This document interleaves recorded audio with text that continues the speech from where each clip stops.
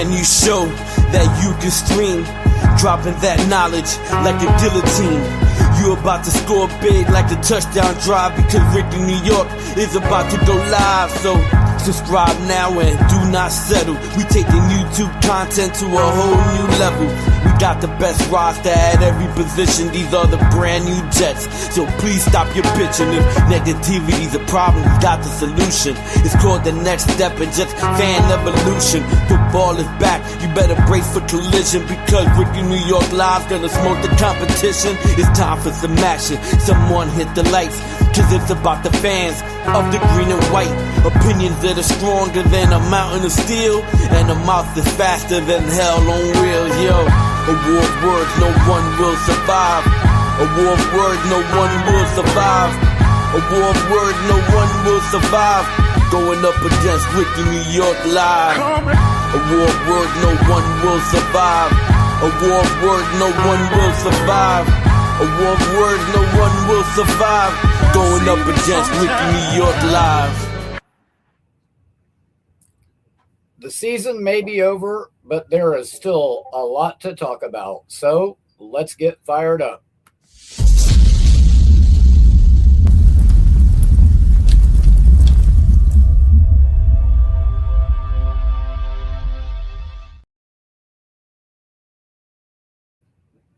Thank you to everybody for joining me. While you're here, make sure to subscribe to the channel. We are only 2 away from hitting 225. Let's try to get that done. And make sure to hit that like button as hard as you possibly can.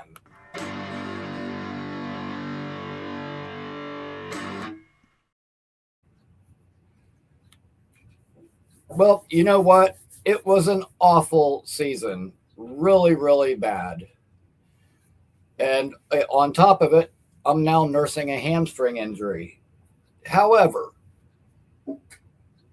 all that aside, now I am here with you guys.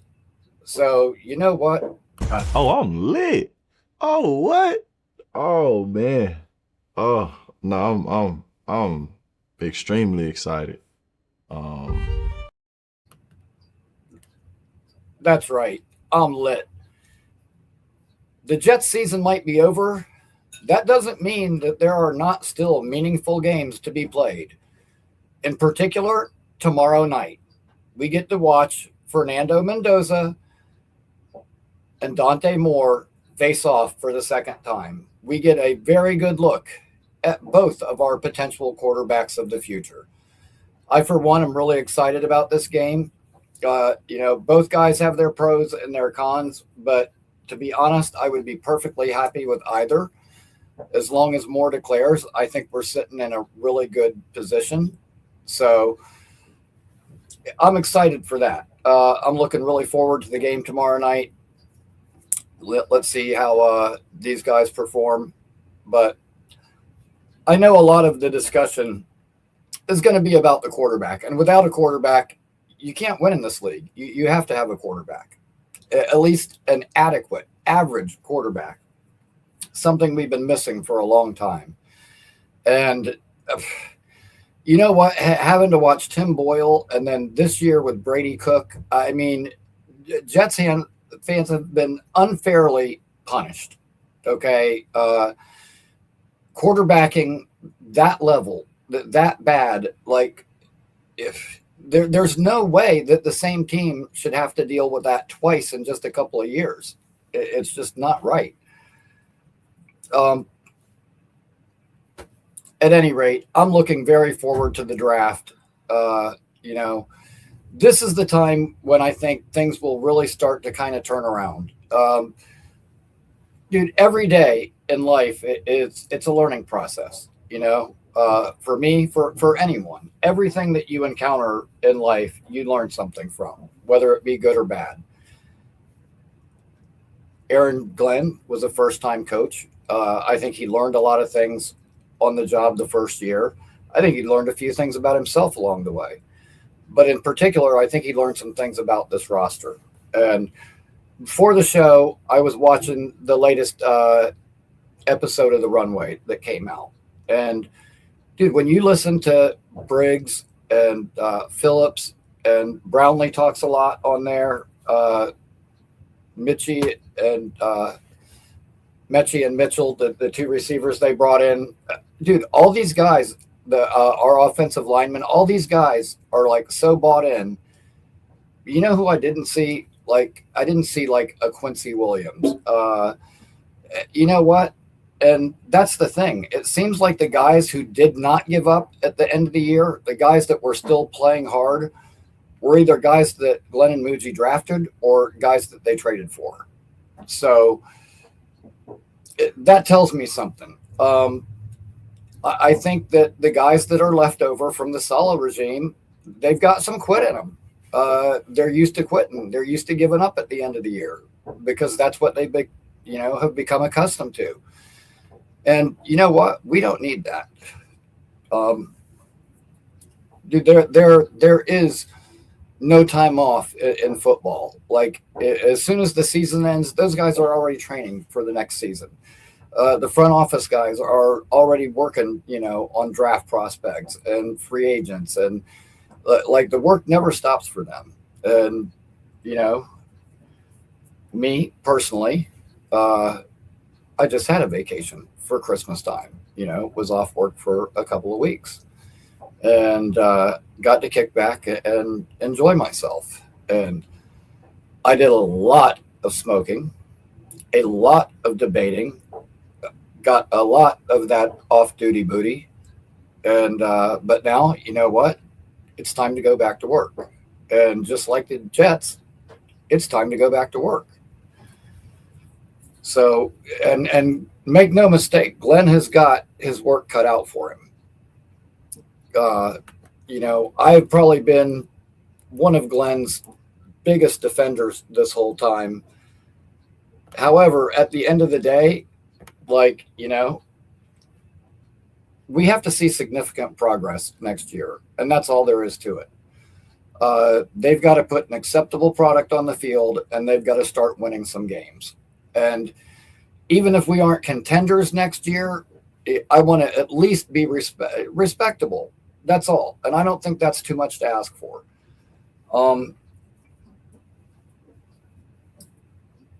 There's, I'll tell you what, this show in particular, I started this show just as a way to reach out to other Jets fans, to be able to talk and have conversations with like-minded people, and for you guys to be able to communicate with one another too. And that's the thing, I want this show to be the place where Jets fans come to feel good. I don't always want to be negative, and I'm not going to repeat the same thing over and over again and try to force my opinion on people and just like browbeat them into submission. Like, this is the thing. You got two choices. Like, Aaron Glenn's here. He's not going anywhere. So you can either accept it, get behind him, and hope that they can get this thing turned around, or you can completely and utterly waste your time screaming and yelling about how bad he sucks and he needs to be fired. And every single time, another coach gets canned or becomes available, there's going to be a show about it as a potential replacement for the guy who's not getting fired. And like, the whole thing is a waste of time because we already know that Glenn's not going anywhere. So I don't want to waste my time. I don't want to waste your time. I would rather talk about something productive. So I would rather focus on what this team can do to get turned around and, be in better shape come next season. I had Connor on the show last week, and me and him discussed, a bunch of things. I'll tell you what, one of the most important things that happens this offseason isn't even going to be with the roster. It's going to be with the coaching staff, getting the right offensive coordinator, getting the right guy in here to help develop a quarterback, and getting the right DC. Me personally, I like Al Harris. I know Will Parkinson has been leading that charge for Al Harris from the the beginning. He's taken two, substandard secondaries in both Dallas and Chicago and got them playing at a really high level, aggressive, forcing turnovers. And he's shown he's taken two bad secondaries and made them among the better in the league when he was there. That would be, my ideal fit. I know Wink Martindale's a hot name. On the other side of the ball, dude, I like the idea of bringing in Cliff Kingsbury. I had heard this week that Brian Dable may end up going back to Buffalo and reuniting with Josh Allen, which kind of makes sense, I hate to say. But at any rate, these coaching hires are going to be really super important as far as if this team can get turned around or not. As far as the players go, there's a lot of positives about Mendoza. There are some positives about Moore. Moore, I really like the way that Moore can throw the deep ball. Both of these guys, I think would benefit from being able to sit, not getting thrown right in the fire. I'm going to do, more in-depth breakdowns on both of those guys in the coming weeks. I had actually thought about having a guest come on tonight, but you know what? I decided I wanted it to be just me here talking to you guys. By the way, before I get any further, I meant to do this at the beginning of the show, but I wanted to let everybody know for the entire month of January, every single show that we do, the first person to call in during each live show this month gets automatically entered for our New Year's giveaway, which we're going to announce on the air the last day of the month on the 31st on a Saturday. And we'll announce it here on the show. But the first caller to the show each night automatically gets entered. Doesn't cost you a thing. No super chats, no memberships, nothing. You just call in and you're entered.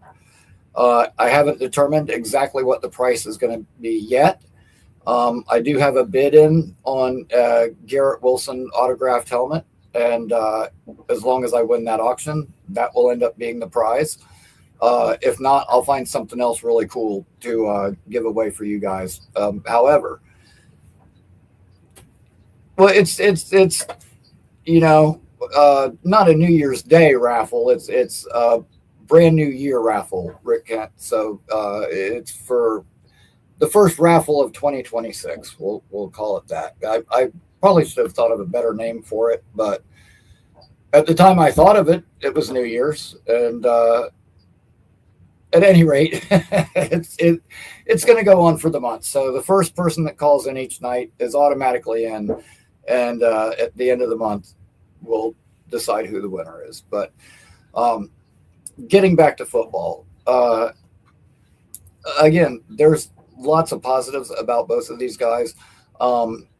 There's somebody that I'm trying to get to come on the show as a guest. I don't know if it's going to work out or not. The guy named JT the Brick. He has a YouTube show you can check out.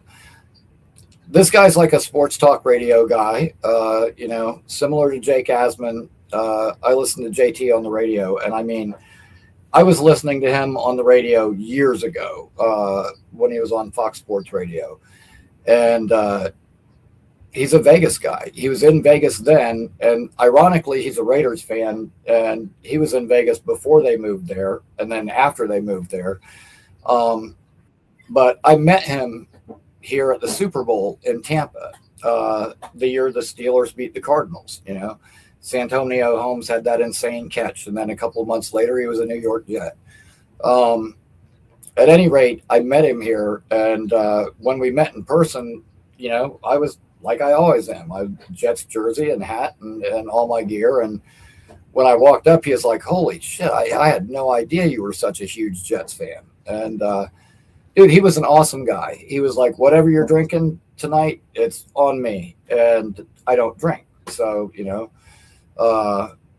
but he was like, fine, then your soda, your food, whatever you're getting tonight is on me. And he was just a really super awesome guy. At any rate, dude, he is more plugged in to the Raiders than anybody. And so I wanted to know, if you talk to most people, the consensus is that the Raiders will just automatically take Mendoza number one, leaving Moore to be there for us. However, I have heard some people say that because Moore has the higher ceiling, the Raiders actually like Moore. So I wanted to bypass all the speculation and go directly to a source and ask him, like, dude, you're in tune with the Raiders. You get all the inside information over there. Like, what are you hearing from the team? Do they prefer Mendoza or do they prefer Moore? Like what's the truth about that? And at any rate, that's a really big get. I'm not getting my hopes up too high, but I would love to have him on the show. That would be absolutely awesome. And like I said, get some insight from an actual Raiders insider. Whatever the case may be, I don't think we can go wrong with either. We still need a strong bridge. And I said it before, if it was me, I would bring in Malik Willis and Romeo Doubs. I would pay them both handsomely, because then you got a serviceable bridge quarterback and a number two receiver that already have chemistry together. You don't have to wait for it to develop. They'll have that spark right away. Plug them in. You could have Dobbs and Mitchell on the outside, let Garrett work the slot and just eat teams up over the middle. And I think that would be absolutely awesome. Then you don't have to worry about receiver in the draft. And, after getting your quarterback, you can go linebacker, pass rusher, safety, and we could have this team turned around in no time. So that would be my plan. Anyways, I'm going to bring on a caller, and you are now in the New Year's needs a better name raffle. What's going on, man? How are you? Right on, man. I'm good. Just smoking and debating and, trying to do something different. And listen, I love all of our Jets content creators. I support everybody's show, and everybody's entitled to their own opinion, but dude, I can't do the redundancy, just the repetition, if saying something a million times made it true, I wouldn't be shouting, fire Aaron Glenn. I'd be shouting, I'm a millionaire. But, it just doesn't work that way. And it's just crazy to me, after a week ago, finding out that Aaron Glenn's going to be here, he's not getting fired no matter what, that people are still just on that shit. So, well, I mean, here's the thing, Rickie. I mean, it's just kind of that time of year. There is going to be a lot of redundancy and a lot of repetition. It's a whole lot of wash, rinse, repeat.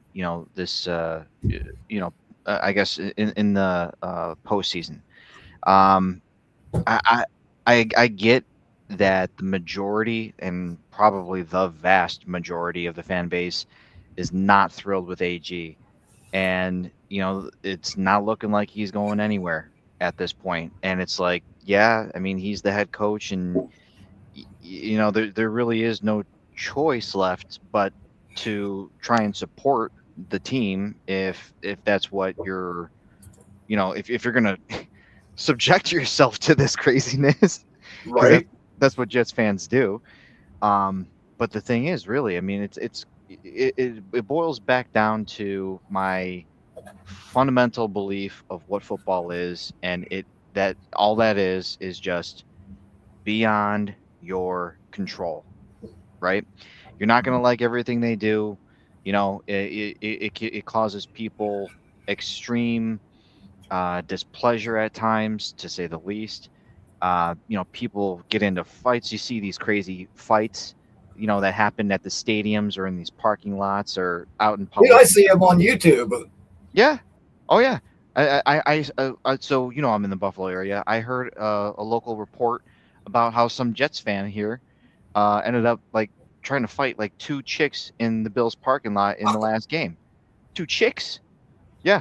So watch out, man. Buffalo girls, mess you up. No, it was a man. A man tried to beat up 2 women. I know. Dude, listen, I'll tell you what. I remember at the bar one night, this kid that I went to school with got cocky with this girl, and I watched this girl. I don't want to hear about this guy's sex life. It was awesome. So watch out. You know what? It'd be being a Jets fan. It would be his luck that like he walked up to Ronda Rousey and like didn't realize it, and just got the parking lot cleaned for himself. Yeah. But because dude, like that's it. Like I'm a Jets fan. I mean, and unfortunately, in the recent years, disappointment is almost like not a surprise. Like I'm not the guy who buys like a scratch off and wins $1,000. I'm a guy that like goes to the grocery store and I get the cart with the clunky wheel every time.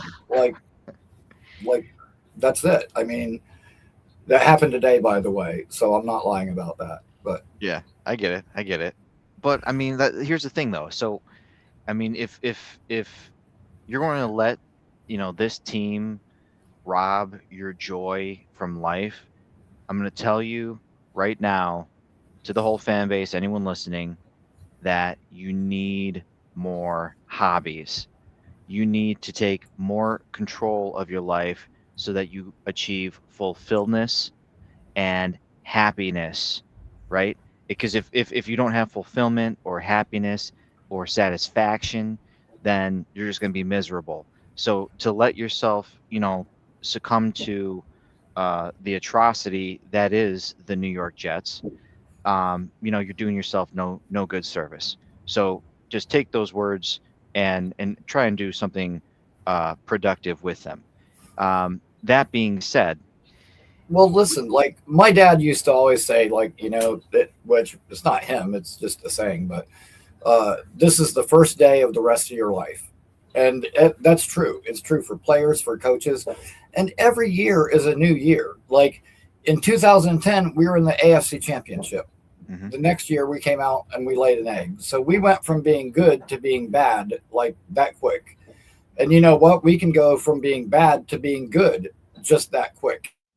It happens to other teams all the time. In 98, AFC Championship game, the next year Vinny blows out his Achilles. It ends up not being a good year.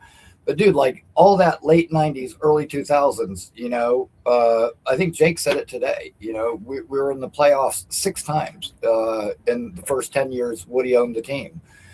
So it's not like it's impossible to win with Woody as an owner or whatever that nonsense is. I mean, we've had a long streak of bad luck hiring the wrong people. And I really fucking believe that we've hired the right people this time. I do. Now, he sure as shit ain't perfect. He made some mistakes, and he definitely misjudged both some players and some coaches.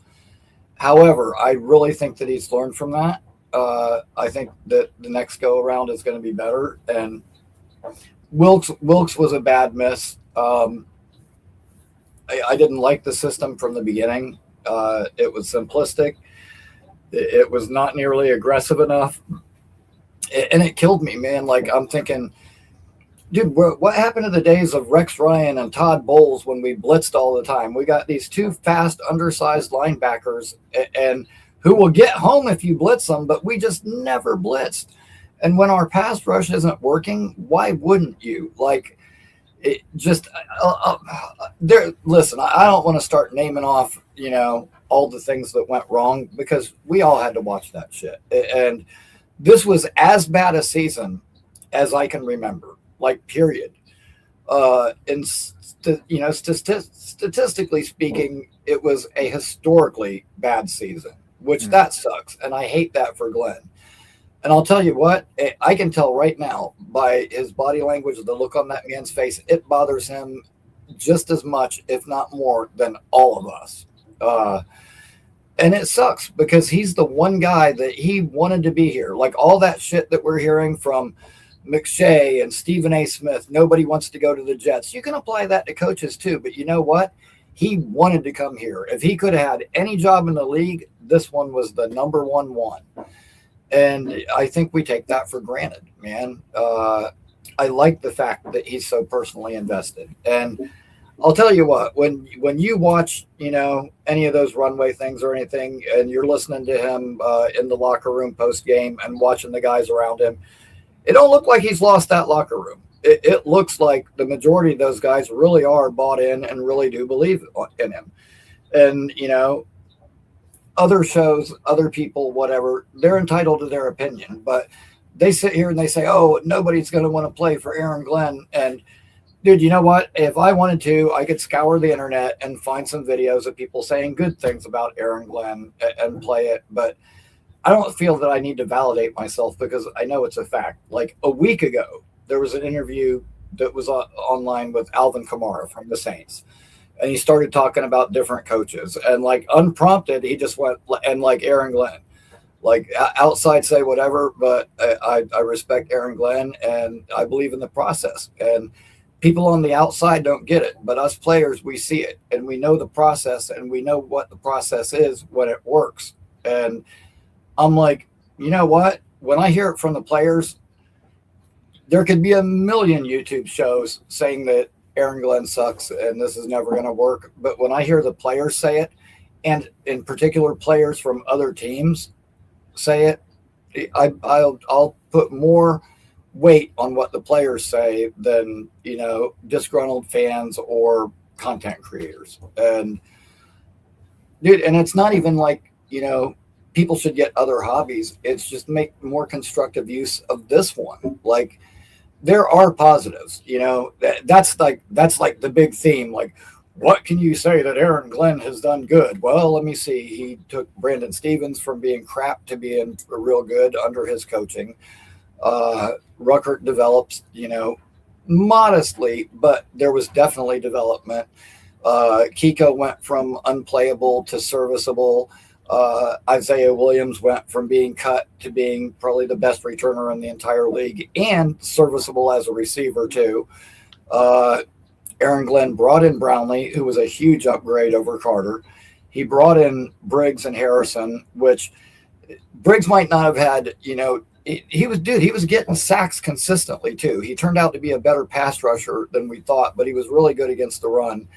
And Briggs had like the fourth highest pressure win rate of any defensive tackle in the entire league. Okay. And it was like Ed Oliver from Buffalo. There were like three guys ahead of him. Guess what? Quinnen Williams, not one of them that was ahead of Briggs in pressure win rate. So I don't want to hear about, and we traded away our best players. Really? We did?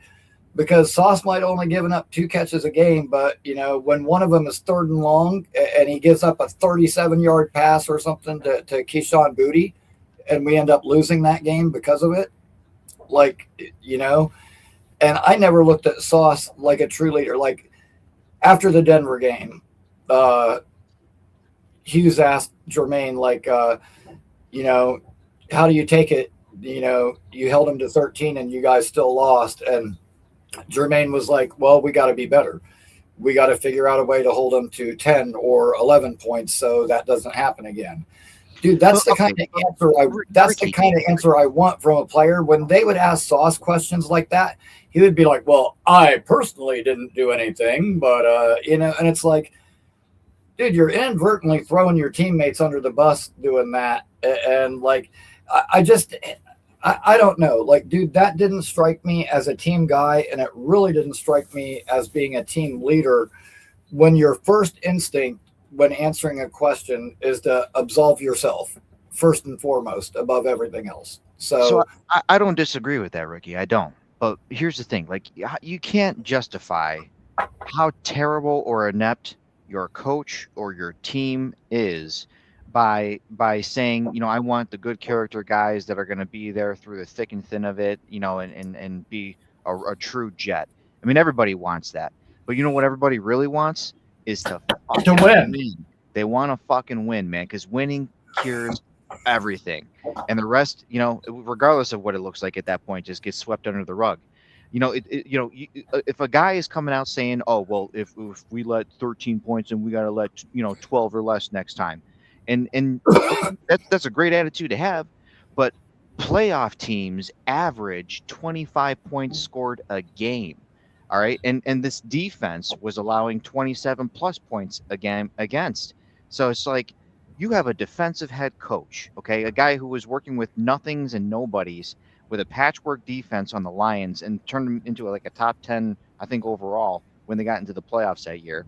And now you see an absolute regression from the skeleton of what was a fringe playoff team had Rodgers not gone down. So, and even with a broken and bruised Rodgers, they looked more competitive than they did this year. And then I'm not even trying to like hype on the whole Rodgers thing anymore. Obviously, woulda, coulda, shoulda, whatever. But I mean, you see where the guy is now. You see where the Jets are now. You see, the leadership that he's operating under, and you see who the Jets are operating under, and their different levels of success.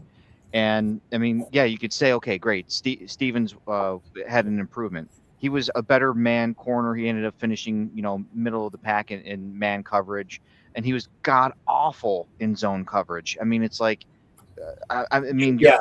you're really grasping at straws when you're trying to pull out certain guys who did things rather than group. That's the thing. That's something that Glenn should have addressed sooner. But dude, I hated the fact that because Glenn is like, running like always ran heavy man, but Wilkes runs this zone system. And then we got these, long physical corners that are like, they're made to be like pure man corners. And then we're playing zone. It's like, but that whole thing that's kind of also a bothered me. problem, Ricky. You got to understand that's a fucking problem because Yes. If that's a square peg round hole, it doesn't go. Absolutely agree with you 100% on that. But then you gotta so then here's the other thing about that is, are him and Muji actually on the same page as far as their vision? Because I think they are.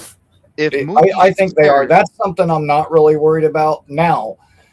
I think there was a serious disconnect between Wilkes and Glenn, and I think that's why he didn't just, ride it out with him until the end of the year. I think it came to a head. And here's the thing then. What did he fire him? 2 or 3 games left in the season?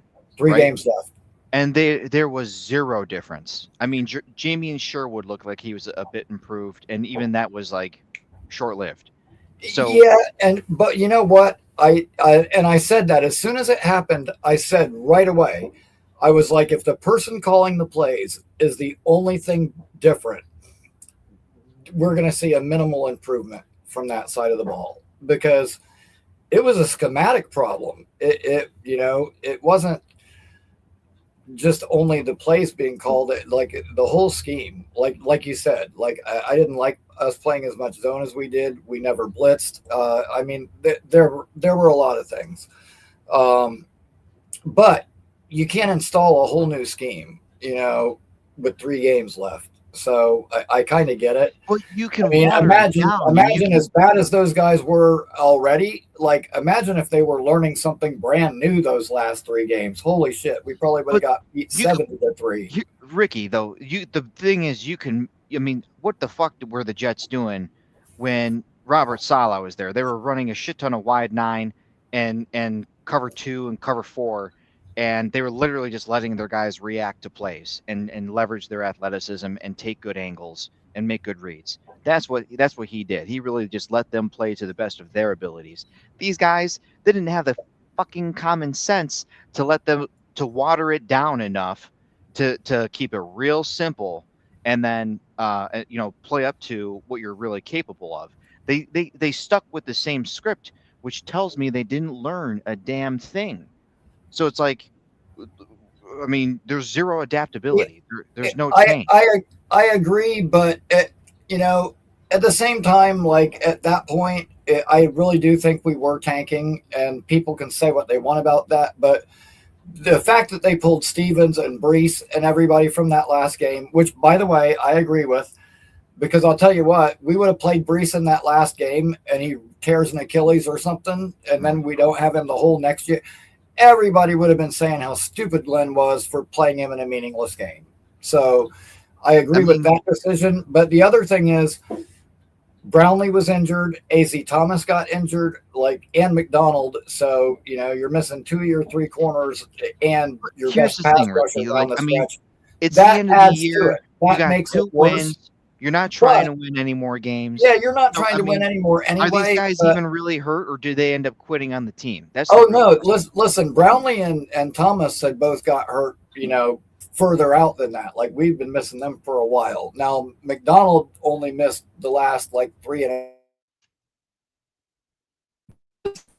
maybe he could have come back for the last game, but why risk it? I get it. And the other thing is like I said, Thomas got hurt in November. So did Brownlee, and we had been missing them for a while.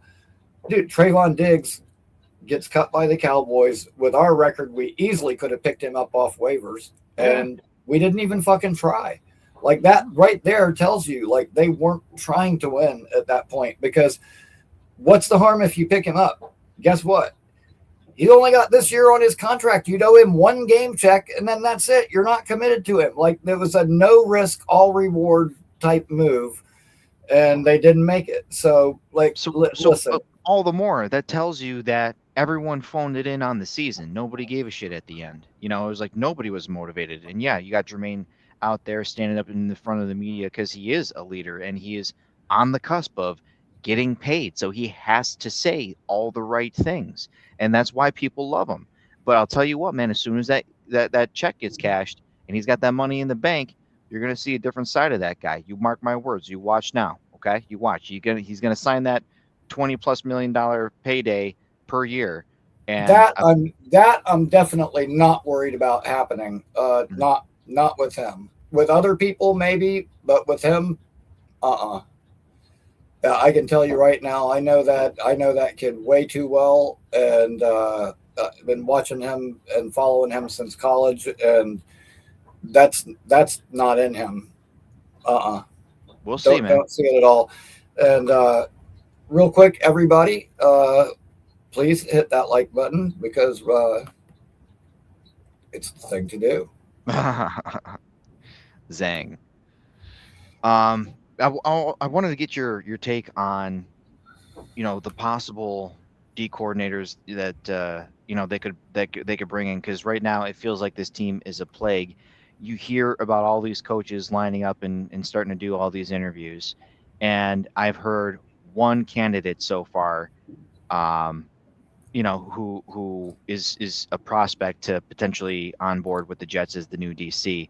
And I think that's the passing, defensive secondary coach. Yeah, secondary coach from the Vikings. Yeah, which I'm not thrilled with that. Him and Martindale are the only ones that I've heard so far. But is Wink even lined up for an interview at this point? There's supposedly mutual interest, but as far as I know, there isn't a formal interview scheduled yet. But so let me ask you this then: Wink Martindale is a name. What has he ever really accomplished as a defense? And since he's, let's say, left Baltimore, because I know he was with the Giants and didn't do a damn thing there, and he's been hiding away in college the last couple of seasons. So yeah, there's him. Also, there's Deshae Townsend, who's the defensive coordinator from Jacksonville. And like I said, my personal pick, who I would want, would be Al Harris, but he would be another first time DC. But he's got a proven track record. Like I said, he turned Dallas secondary around. He turned Chicago secondary around. Well, I mean, let's not give Dallas too much credit here, because, I mean, that defense was porous this year. Oh, well, he was there a couple of years ago. When he was there, Trayvon Diggs, and then they all had career years his last year when he was there. So where is he now? He left, and he's in Chicago now. And he's got Kevin Byard and those guys in that Chicago secondary playing at a very high level. And turning it over, this past year, they also made him not only DC but assistant head coach too, which kind of shows you what he's accomplished over there. So here's the problem then: is that how are you going to get a guy like that over to the Jets? Because you can't give him a promotion at that point unless he's becoming the head coach. Or you're giving him a raise, and is the team even going to let him walk at that point? Probably not. Now, I think. Oh, thank you. I think they could. I mean, I know for a fact that they want to retain him, but that doesn't mean he doesn't listen to other offers. I don't know. But it's not even about whether or not he's listening to the offer. It's whether or not the team gives you the opportunity to give him the offer. And then at that point, if they're stupid enough to, then they could easily just match it if they really want to keep the guy around. I mean, Chicago's been in Jetland for a while themselves, where now they got their quarterback and their head coach, and they're seemingly starting to put it together. And that defense is largely why they're being successful. Oh, so listen, I get it totally, but when your contract's up, your contract's up, and even if you don't plan on going anywhere, it doesn't hurt to at least listen to what offers are out there. I'm just saying, anything can happen. That's who I would prefer, but that probably just means that it won't happen. But I agree. Yeah, because anything that we want as the fans typically doesn't happen because it's the same old Jets. Yes, especially with me, and especially when it comes to coaches, which I should actually, Aaron Glenn, he did become our coach. That's like probably the only time ever I got the coach that I wanted. But really quick, I would like to say thank you. I got this T-shirt in the mail from one of my viewers this week, which was awesome. A legend. Yeah, really super appreciate that. Yeah, so yeah, these hires are going to be super important. Even more so than DC, I'm really curious to see who is going to end up being our, I guess, quarterback coach, passing game guy. Like, who's going to be on that side of the ball to develop this young quarterback? So that's a huge question. Let me ask you this. So, like, let's say they get everyone that they dream of, personnel wise, right? What do you see this team even doing next year? Like with just their knowing their opponents, like, do you even see them eclipsing 6 games? And even and you know what? And I'd say probably 6 or 7, maybe 8 if everything went right, but probably 6 or 7. This first year, I think, yeah, I would say probably around that. And I'm gonna say 7 wins. I'll fall right in the middle and say 7. I feel like you're giving them a lot of credit there, but we'll see. I think I personally don't see them. You said if they get all the hires right. If they get all the hires right, and even then, I feel like 5 is about where they top out. But I mean, time will tell. It's just that it's hard to see this team being successful, knowing that Glenn is an outlier himself, that coaches that fall into the abyss that he's already fallen into year 1 typically don't climb out, and that he would be a statistical anomaly if in the event he was lucky enough to do so. And the fact of the matter is that, again, if you don't got the quarterback, you got nothing in that league. So, I mean, you're going to have a rookie quarterback named either Moore or Simpson, more likely. And then you got to hope that everything else you do is like striking gold. That's a lot to get right in 1 year, man. Yeah, well, preferably we have some kind of bridge between those guys that we can play in the meantime. And in a perfect world, our rookie sits the entire year. More than likely, it'll probably get like 7, 8, 9 games in, and we'll end up seeing them. Yeah. If I had to guess. But in a perfect world, they sit the whole year. Dude, like I said, in my perfect world, if I could get anything I wanted, you hit your coaching hires right. And dude, I really, really like the Willis and Dobbs plan, and then get our rookie quarterback and load up on defense in the draft. And this team could look so vastly different, in one off season.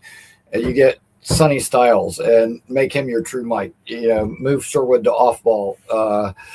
Bring in like a Dylan Thieneman or AJ Halsey to be that ball hawk. You know, leader in the secondary. Get guys lined up in the right spot. And Styles could do that from the linebacker position too. Calling the plays, getting guys lined up, doing the CJ Mosley things that Quincy. Dude, and listen, I love Quincy's enthusiasm, his energy, the violence that he plays with. Like, if you listen to him talk, not the brightest bulb on the tree. Like, I'm sorry. And like I said, I like him. I think he's a good guy, but holy crap. He did not have like that cerebral part of the game like Mosley did. Dude, Mosley was the quarterback of our defense. He could look at an offense, look at the alignment, know what they were trying to do, and he could get guys in the right spot. And that's the thing I was worried we were going to miss when we lost him. Everybody was like, oh, Sherwood. Yeah, Sherwood led the lead in tackles. The defense was on the field 3 minutes a game. Hell yeah, he's going to have a lot of tackles. He's out there all goddamn day. Duh. Like, God, that was such a fucking fake stat, man. And yeah, it's inflated. I don't disagree. I think most of us at least love Quincy, but you know there is a difference between a Mike and a Will, and the biggest difference is what you got going on, you know, between the 6 inches in between your ears. So exactly. You know, for Quincy, I mean, I wish the guy well. I hope he doesn't go anywhere that the Jets got to play him, you know, in the relatively near future. And you know, good luck to him. He could really, you know, probably do well if he landed back, you know, with Saleh or in that type of scheme again. But you know, let me say this, okay? I tried to bring this up on Jake's show earlier, but every time I tried to bring it up, he would sidetrack me with something else. But the Jets put out these dumbass videos where they ask the players ridiculous questions. And like, first of all, nobody wants to see that when you're a 3-1 win team. Second of all, like they had one a week or so ago with Sherwood and Quincy. How well did the two know each other? And they asked, what's Quincy's favorite hit? And Quincy was like, oh, it's the one on Kyler Murray. And they replay it. He says, that's my favorite hit I ever made. And they're replaying it. And as you know, he levels him, the helmet goes flying, it looks all crazy and violent. And as he's celebrating, you hear the commentator say, the ball is out, the ball is out. And he's over there doing the uppercut, got no fucking clue that he just forced a fumble. And it's not bad enough that he did that, but 3 fucking years ago, when we played the Cincinnati Bengals, he did the same shit. Phillips recovered the fumble. He is 20 yards up the field. The whole team was leading the charge, trying to help block for him. By the time Quincy turned around, they were 20 yards down the fucking field. So he hasn't learned, okay? Yeah. There isn't progress and just that lack of awareness. You talk about situational football. You make a hit like that, maybe check to see if the ball's out before you start fucking, you know, thinking you're fucking a kid in your room playing Mike Tyson fucking Punch Out again. Fucking God, dude, for real. What the fuck? I mean, sorry, but like, holy fucking shit. Like, what are you doing, man? Yeah, well, I mean, again,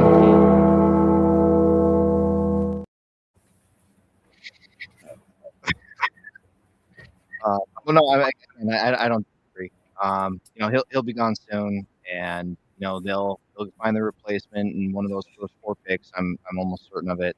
You know, and if it doesn't end up being DJ Allen or Anthony Hill or Dude, I want one of those fucking top guys, you know, whether it's CJ Allen and he turns out to be like the next Roquan Smith, whether it's you know, Sonny Styles and he turns out to be the next fucking Luke Kuechly. Like, I want a fucking badass back there. I want a team fucking captain, leader of that defense. I want the guy that not only with the physical ability, but with the brains. Yeah, man, like, you know what? That's why in all my mocks, I take Styles at 16 if he's there. Dude, all I can say is if somehow the Dolphins don't take him at 11 and he's still sitting there at 12, I don't care. We do a pick swap with somebody or something, and we move from 16 to 14 to get ahead of the fucking Buccaneers so we can take him. Because if we don't, he'll almost certainly go to Tampa with Levante David retiring. So I unfortunately have to disagree, man. I think that would be a complete mismanagement of assets with how bad this team is. I mean, they need no less than 7 guys on that defense. Oh, I'm not talking anything super fucking crazy, but you know what? I would take like 33 and move back to like 45 in order to swap 16 and 14 or something like that.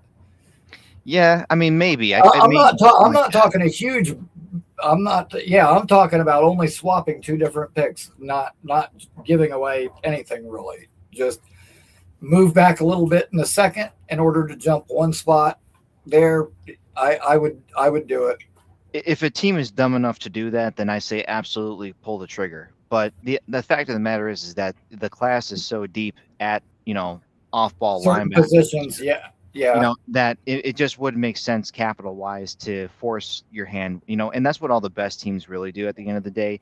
Is they and it is a really good linebacker class, but you've got to admit that after Styles, Hill, and Allen, it is a pretty good sized drop off before that next tier of guys. Which, dude, I mean, I like Perkins, I like Trotter, fucking Jake Galday. Galday's good. Lander Burton. I like him because he, they used him kind of like the Patriots did with Vrabel, where they throw him a touchdown. So I kind of like that because I like trick plays and crazy shit. That Lander Barton is like Tremaine Edmonds size and runs like a 4.5 for a white guy. So, yeah, dude, he's impressive. I like him. And Jacob Rodriguez is interesting because he was a turnover machine for them. Yeah. However, his tackling, even better. His tackling can be a little bit sloppy sometimes because I think he goes for the big hit instead of wrapping up. Which that's a crazy story too, because he was originally a quarterback that switched to linebacker, and over the last 2 years has been really good. Excellent. He does remind me a lot of Josie Jewell. I think he can really have a nice career if he can stay healthy at the next level. And hear me out now. And the reason that I say to use such a high pick like that 16 pick on linebacker of all positions is because I think we need that leader and that guy that's going to be able to call the defense and get guys lined up and be the captain. I think that's like undervalued, and people sometimes forget how important that really is. But I need whoever that linebacker is to be like the guy. And that's the same reason that I'm bullish on like taking a safety with one of our 2nd round picks, probably the last 2nd round pick. But because, dude, I don't want just like some guy at safety. Tony Adams is just some guy. Ashton Davis and Andre Cisco were just some guy. And you know what? Every different regime, every coach, no matter if it's Gase or Saleh or who it is, every time I hear, they don't really value safety. They don't really think that safety is that important. And our safeties are a liability year after year after year. Bullshit. That guy is usually the leader of your fucking secondary. I don't want some guy back there. I want the guy back there. I don't want just some guy. We've had just some guy, and some guy fucking sucks. I want cream of some young guy. Yeah, I want an elite guy. Now, pass rusher has been different. Now, dude, I'll tell you what. There were a couple of mocks that I did where I took the quarterback at 2, and then I get down to 16, and David Bailey was sitting there. Oh man, I didn't take a linebacker. That'd be nasty. Dude, David Bailey is going to be this year's Nick. It's only happened twice, but both times I was like, oh fuck, no brainer, and I jumped on it. David Bailey. Like, listen, I know a lot of people like Reuben Bain, but the shorter arms and the fact that you may have to move him inside a lot. I don't love it, man. I don't. And, I agree. if you ask me, dude, David Bailey is like the best pure pass rusher in this entire class.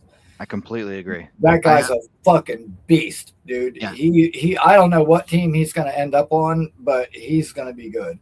I think he is a top 8 player in the class. I think he's excellent. I think he's better than Bain. Oh, dude, you know what? This is sick, and I'm not trying to do other people's work for him, but you know what? If I was the Cleveland Browns, I don't know where they're picking now, 8, 9, something like that. The Browns? I think they're 6.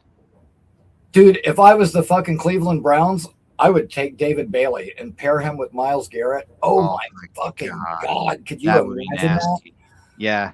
Oh. Have Alex Wright on first and second down, put David Bailey out there on third downs to start, and that'd be a sick rotation. Oh, that would be so nasty. Yeah, and you know what? Ironically, it's David Bailey's teammate that I keep mocking to the Jets in the second round. Romello Height? Yeah, really good. He reminded me a lot of that Felix Anadike Uzama when he came out last year. Yep. Yeah, I like that idea of seeing maybe like Height and Jermaine out there together. Because, dude, I think Jermaine's going to be, more back to his traditional self this coming year. Like, I know some of the explosion wasn't there. And, yes, awesome, man. Thank you. Dude, yeah. I got sidetracked now. Sorry. No, it's all good. It's all good. Yeah, I think that, the thing with Jermaine this year is he caused pressure a lot of times, but he just didn't get home. I mean, there were a lot of times where, you saw him like force the quarterback to step up and Briggs ended up cleaning him up, or, McDonald got him from the other side and Jermaine just didn't get the sacks. But he did cause a lot of pressures. Like, he got in the backfield a lot. And, dude, I mean, having that burst, coming off an Achilles, that's tough. That's that for a guy at a position like that. It's going to be more difficult to come back than, say, like Rodgers did in the amount of time he came back. So, because I take the whole Jermaine thing kind of with like a grain of salt, but. Dude, I'll tell you what, if there's 2 people on this entire team that I would not ever worry about, like attitude-wise or getting the bag and then not playing hard, it's Garrett Wilson and Jermaine, like, period. Like, hands down, I would never worry about either one of those guys. But, dude, I'm starting to feel like that way about a lot of our guys, but I think it really is true. I think Glenn needs to get more of his kind of guys in here. And some of these guys just ain't it. And I don't know if it was the negative influence of playing for Saleh for as long as they did, getting accustomed to that and being resistant to change or slow to catch on to change, or if it's just the fact that they've gotten used to losing and become complacent in some facet. But I don't know, whatever the case may be, like, there are certain guys that just, whatever, physically they might be gifted, but mentally they're just not right for what we're trying to accomplish. So let me ask you this. You said, AG's got to get more of his kind of guys in here. Was Steve Wilkes his kind of guy? You know what? Why would you bring him in if he wasn't? You know what? I think he brought him in based on his resume. Which was terrible. He was well-traveled, but he had also been a head coach. Well-traveled, he said. Yeah. He's been in the league a long time. I mean, he's literally been in like 7 places in 8 years. It's crazy. Okay, well, yeah, that's a bit extreme. However, like, listen, you know what? I didn't think about all that at the time that they hired him. I was thinking, he's coached a few different places. He's been a head coach. So, if Glenn has like head coaching questions, it would be someone that he could kind of lean on or something. And, you know what? Unfortunately, by the time I really sat down and thought about it, like, the season was underway already. And it's like, oh, wait a minute, this guy has coached for a few different teams, but like you said, every stop is like 1 year, which, dude, that worries me. Like, it worries me with players too. Like, I'll tell you what, like, even when we got Thomas Jones, I was like, damn, Arizona didn't want to pay him. Tampa Bay didn't pay him. He went to Chicago and rushed for over 100 yards in a fucking Super Bowl. And coming off of that, they didn't pay him. Like, is this guy like a dick? And just like, because he's good, like, why won't anybody pay this guy? And whether it's him or Jadeveon Clowney, or like there's guys that just bounce from team to team to team to team, but nobody ever keeps them long term. Like those, I don't like those mercenary types. They worry me. Well, let me, something you said triggered a Star Wars ism for me. I'm a huge Star Wars nerd. You said that with the dynamic between Wilkes and AG, their relationship, and AG wanting to bring in a guy, who's got experience as a head coach and has been around. It reminded me of the episode 4 of Star Wars when Han Solo is talking to Obi-Wan Kenobi, and he says, "Who is more foolish, the fool or the fool who follows him?" And I'm thinking to myself, I'm like, AG is a damn fool, because it's like, if that's the wisdom that he seeks, it's like, you're already lost, man. So, well, you know what? That was the thing too, is like, I don't know how that decision ended up getting made, but like, that was the one person that like AG didn't really seem to have a direct connection to that got hired. And, I think that he went outside of his circle and outside of his comfort zone. I think somebody gave him some bad advice on that one. And by the time he realized it, it was too fucking late. But whatever, that bum's gone now. He can go on and be the DC somewhere else for 1 year and then get fired again. Yep. But, dude, I think he's trying to go 10 for 10. He doesn't want to mess up his percentage. How dare you crap on the guy for trying to achieve his long-term goal? Yeah. God, yeah. Quarterback goes 10 for 10. That's a good thing. If a coach goes 10 for 10 years plus jobs, that's not a fucking good thing. Nah, but again, wow. I am a firm believer that you are the company you keep. Birds of a feather flock together. You surround yourself with people who you want to be like or who want to be like you. So if these are the types of decisions that AG makes, it really puts a lot into question for me. It's not like I don't want him to be successful. I really wish the guy all the best, because it's like he is leading the team that I like. So it's just, it's obviously it's going to suck when they suck. And it's best to, keep your mind off of it if you don't do it for a living, basically.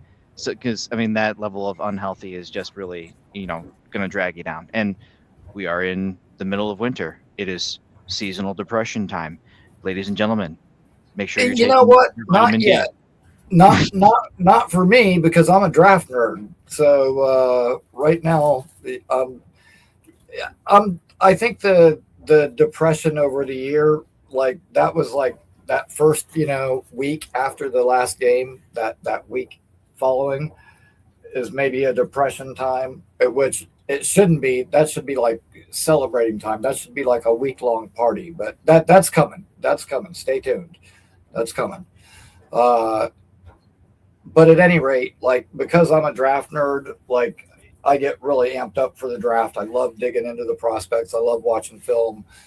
Right now, I'm getting into tight ends, and I had Daquan Wright from Ole Miss today, and I got another one to watch tonight, and why is it escaping me? But I've already done Terrence Carter, Tanner Koziel. I've done a couple, but anyways, yeah, I'm right in the middle of my tight ends. And dude, I'll tell you what, something that I did a bunch in some of the mocks that I was doing early on, which I got away. I usually just stick and pick because trades aren't likely. And, in recent draft history, there's been a lot more trading and moving around than years prior. But typically, like I just don't like far-fetched scenarios. Like I see people that turn in these mock drafts, and it's like, dude, how the fuck did you end up with 9 fucking picks in the top 80 all of a sudden? Like, no, like you wouldn't even have the money to pay all those guys. That's Doesn't fucking happen. stupid. No. Yeah, so I don't like far-fetched shit. So I just like try to eliminate that from the argument altogether, and I just stick and pick. What's there is what I get. But I did start doing a couple where I traded back. And what I did is I took like that pick 33 and I would move back to like 50 and 80 or something like that. Like I get 2 picks back for it. And sometimes I still got an adequate pass rusher, not an elite one like I wanted, but at least a serviceable one. But then like around 80, I was able to get tight end Max Clare, kid from Ohio State. Dang. And dude, like every time I traded back, it was solely to get him. And the couple of times I did it and then he was gone, like a couple of picks before I picked, I was fucking furious, like throwing shit around. And I was like, fine, fucking Jake Slaughter, long-term center, fucking fuck Josh Myers. I can move him back to the bench. But that's the thing, is that the class is so deep this year, it's going to be hard to miss. It's literally like you could go like this and throw a dart and hit something. With as many holes as they have. I mean, and guys who are going to be able to plug and play or be ready to play within a year or two at a high level. Well, and that's the thing is from pick number 2 to pick number 103, every one of those draft picks, including 103, they need to play right away and have an impact. Then those guys that you get at 175, 178, 201, whatever the other picks are, 211, 213, whatever they are. I don't know right off the top of my head. That sounds right, though. Those are guys that, you know, could be backups or rotational guys, you know, or developmental guys. But those honestly, I have more faith in the first class 5 picks got to play. Case. What's that? I said I got a lot more faith in the class than you do in that case. I think you could have a year 1 starter in a lot of cases. It's certain. Round 5. Yeah. You can if you grab the right guys. Yeah.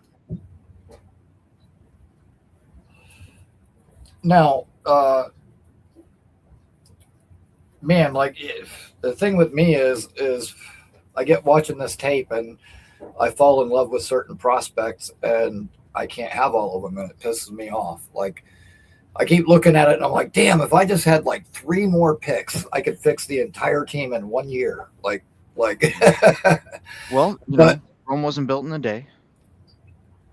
But you know what? The thing that I've been doing is because we did re-sign Myers, because I think we can get back either Simpson or AVT.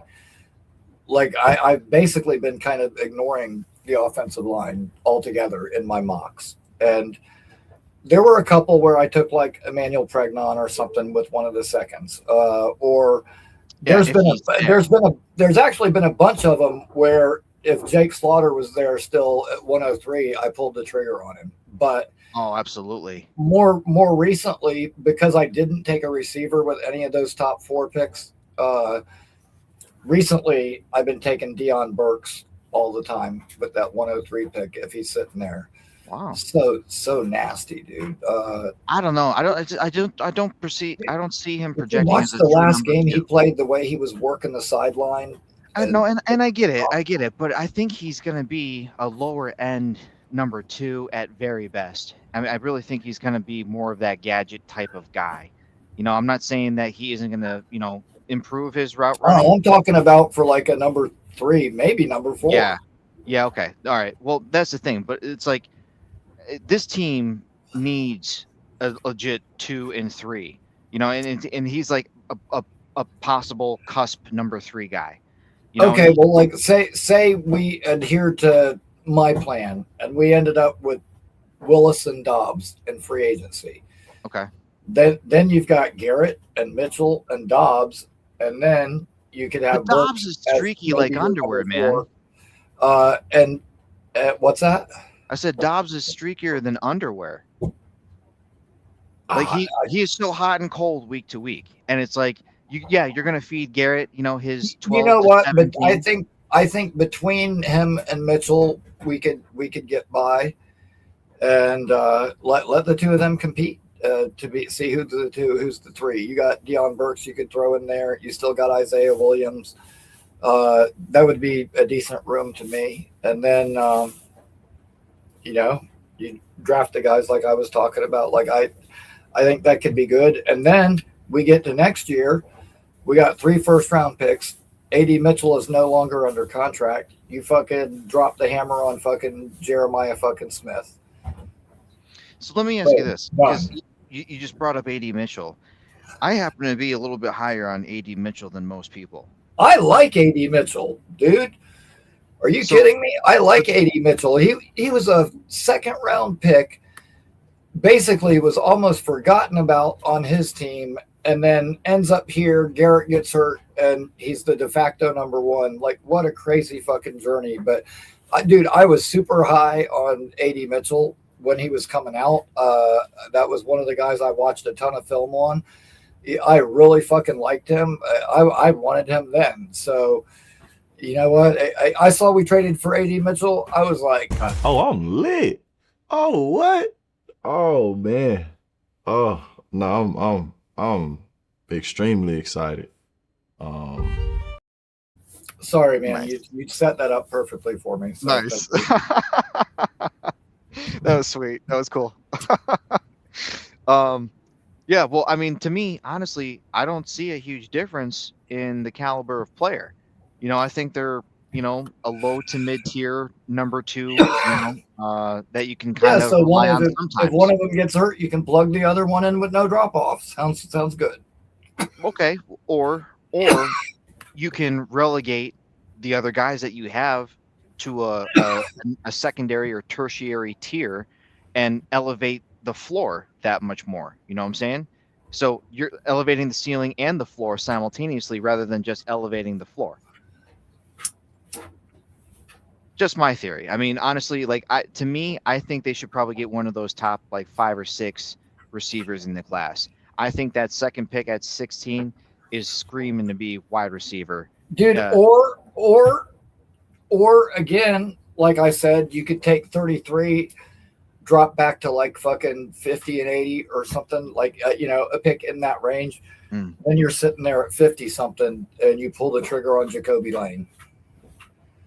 Oh, okay. Jacoby Lane. I mean, yeah, well, I mean, that's the thing though. It's okay. Yeah, so big bodied fucking contested catches. Yeah, but I don't know if he's going to be nice really elite. I think. Dude, listen. If Mekhi Lemon wasn't on that team, everybody would be talking about Jacoby Lane this year. Yes but and no. Mekhi Lemon is on this. Ja'Kai, God had nothing to do with it. Lemon is on that team. Well, here's the thing though, is that who am I thinking of here? I'm pulling up my draft board. Conception Surratt. Malachi Fields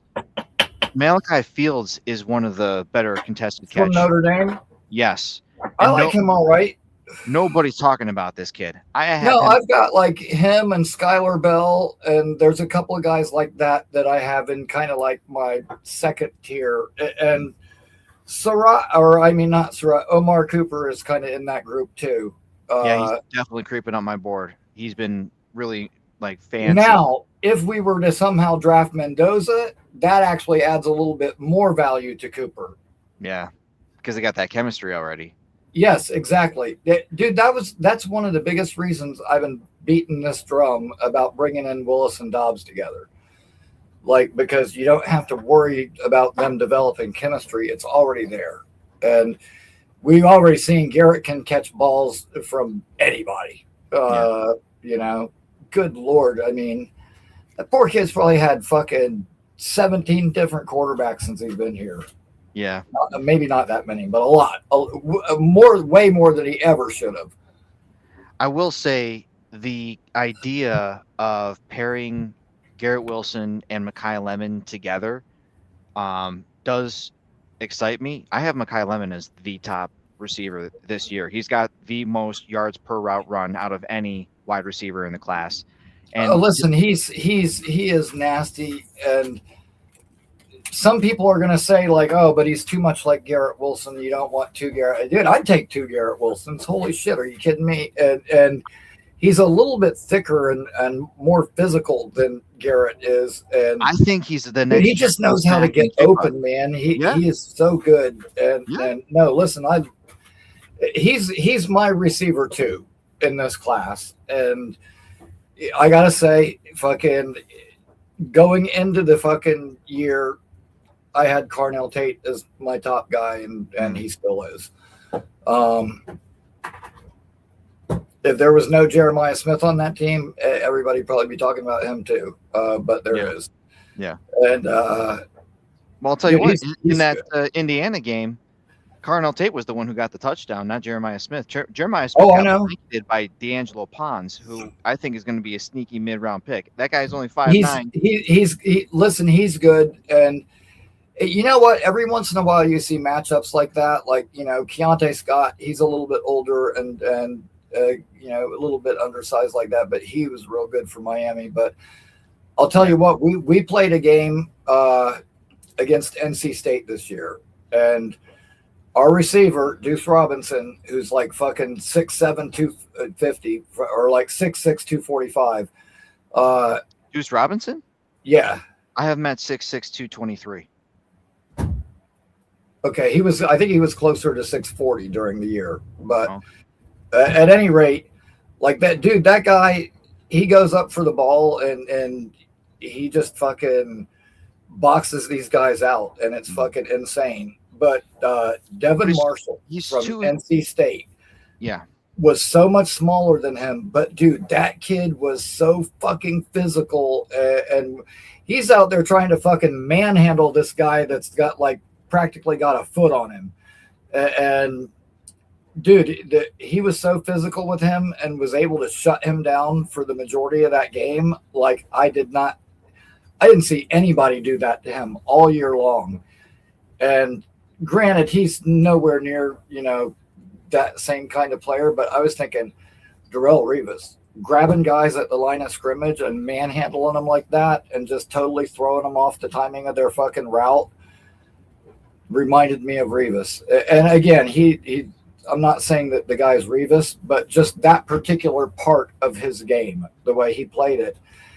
And I was like, man, you know what? I like that. And I get it. You know, he's like 5'10" and a half, 5'11", something like that. Like he's not the biggest guy, but he was so fucking physical. And I was like, and that's a guy that, like, on the simulator when I'm using it, I think they have him ranked at like 190 something overall or something. But dude, yeah, I get to like that 193, 201 pick for the Jets, and if he's sitting there, I've been taking him on those.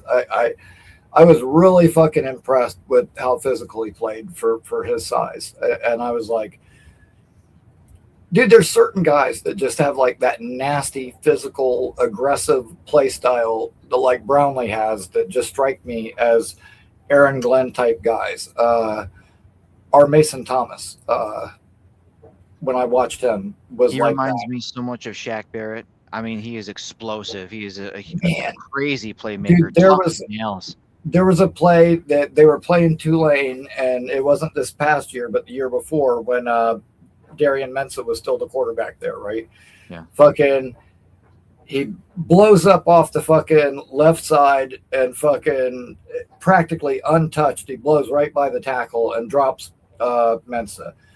The very next play, he rushes from the right side, and it's supposed to be like a, you know, screen to the running back, and he jumps up in the air and fucking bats the ball. The next play, he fucking rushes from the right side, gets home, sacks him again. So it was 3 and out, and all 3 plays were him. They go back out for the very next series. He rushes from the left side again, not only sacks him, but knocks the ball out and picks it up and recovers it himself and makes it about 15 yards downfield before they caught him. And I'm like, holy shit, I have never seen one guy terrorize a quarterback so fucking bad in one game. Like, dude, I think he had like 4 or 5 sacks of Mensah in that one game. And it was brutal. Like it was violent. It was nasty. And dude, he was so fired up afterward. Like I was like, that's a fucking Aaron Glenn guy. And he's a little bit undersized. Not the best, possibly in the run game, but willing at least. But dude, as a rotational pass rusher, like a guy like we need to bring in for depth, like he's got an arsenal of different pass rush moves, and he's just fast and violent, and he just gets to the quarterback. He just makes plays. So, no doubt one of my favorite pass rushers in this class. But I don't know if he's really an Aaron Glenn guy. I think Aaron Glenn likes those bigger defensive linemen. And that's know what? That's why my recent mocks, I stopped taking R. Mason Thomas at 33 and started taking Romello Height, which in the simulator, I think one of them's 43 and one of them's 45. Like they're ranked very, very, very closely. So. Hey, we got a question in the audience. Fote M. Nash is asking, Rickie, if I may ask, what would it take for you to be out on Aaron Glenn? You know what? I've been asked this question before. If we start out next year and we are 2-6 or 0-8 or something like that to start the season, if we're 0-8, I probably will be out on Glenn. If we're 2-6, I'm going to be highly doubting and extremely worried about Glenn. And without a massive turnaround, I'll probably end up being out. Dude, I mean, I said it earlier in the show. You may not have been here then for that. But he has to get these hires right as far as the defensive coordinator and whoever he brings in to help develop or coach whatever quarterback we end up with or quarterbacks we end up with. And he's got to get the right players in the draft. Like the first 5 picks he has to hit on. He's got to get the coordinators right. He needs to have a good free agency, and he has to hit on those first 5 picks. And we have to see significant improvement. Like that's all there is to it. We need to see obvious, significant improvement. I'll give them the first, say, 2 games of the year. They're learning a new system, getting acclimated, getting used to the speed of the NFL, whatever the case may be. By week 3, we need to be hitting on all cylinders, and we need to be a respectable, competitive team. And otherwise, I'm going to start to be skeptical, and it's all about results. So, yeah, that's it. He's got to win games. I'm not out on him right now. I think a lot of things worked in his favor or against his favor this year. Some of it within his control, some of it outside of his control. But at the end of the day, it doesn't matter, And a lot of people say, "Oh, it's all coaching. It's just coaching." Blah blah. Blah. And dude, there's been a ton of time that the players being interviewed said the coaches gave us the tools and gave us the game plan we needed to be able to win that game. We just didn't execute. Like, do you think those guys are lying to make themselves look bad and the coaches look better? They're not. No, that's what you do as a teammate. That's what you do as a teammate. Yeah, I mean, so I don't think it's all coaching. I think that when people scream that, it's just lazy analysis, and there's more to it than that. But listen, at the end of the day, I can say some of it was coaching. Some of it was injuries. At the beginning of the year, defensive guys were learning a new system. There were a lot of things. And if you put all of the, Justin Fields turned out to not be the guy. And Glenn made a really bad decision on that one. We took a gamble. We knew it was a gamble. We rolled the dice. It blew up in our face. Rickie, what do you think the training camp and preseason are for? That's when you're installing things. I mean, these guys are paid professionals. Like you are. Listen, I know that, but dude, I'm telling you, when you do the same thing, the exact same way, year after year after year, and then all of a sudden somebody comes along and tells you have to do it completely differently, it'll fuck you up. Like even if you're intelligent and you try, because I'll tell you what, that happened to me at my job, like recently. within the last 6 months, we got bought by this big corporation, and they came in and they changed the passwords on the computer for I don't know why, just to make it something different for me to have to memorize and be a pain in the ass.